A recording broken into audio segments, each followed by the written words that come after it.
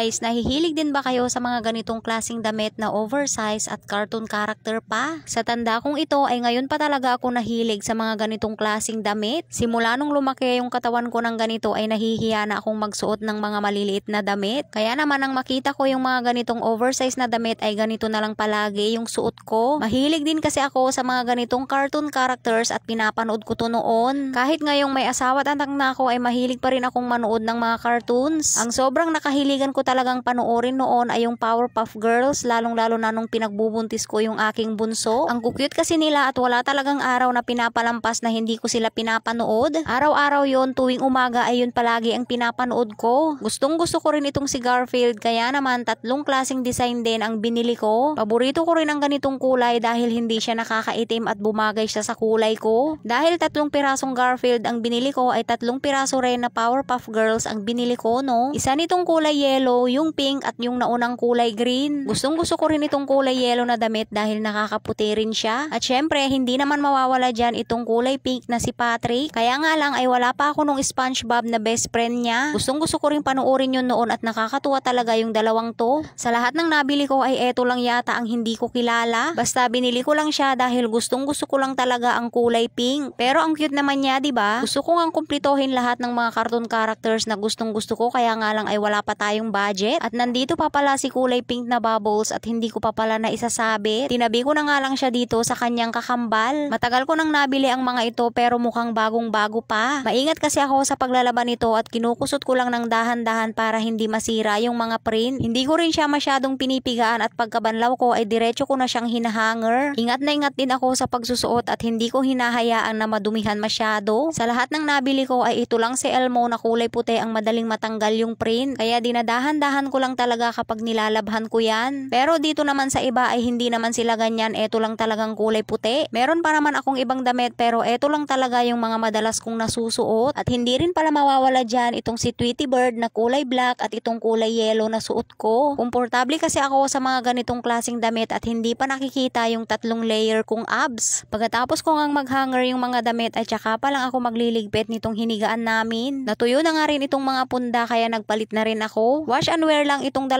malalaking punda at wala na akong ibang pamalit dyan. Kaya pagkalaba ay ito lang din yung binabalik ko. 2 lang naman itong malalaki kong unan at hindi pa ako nakakabili ng malaking punda. Nasira na nga itong zipper ng isa pero hindi pa ako nakakabili. Marami naman akong punda dito sa bahay pero maliliit at hindi magkasya. Kaya kung ano yung suot nila nung nabili ko ay yun pa rin yung suot nila hanggang ngayon. Okay lang naman yan. Ang importante ay nilalabhan. Ganun. Wag na nating antayin na may makita pa tayong mga mapa bago natin labhan.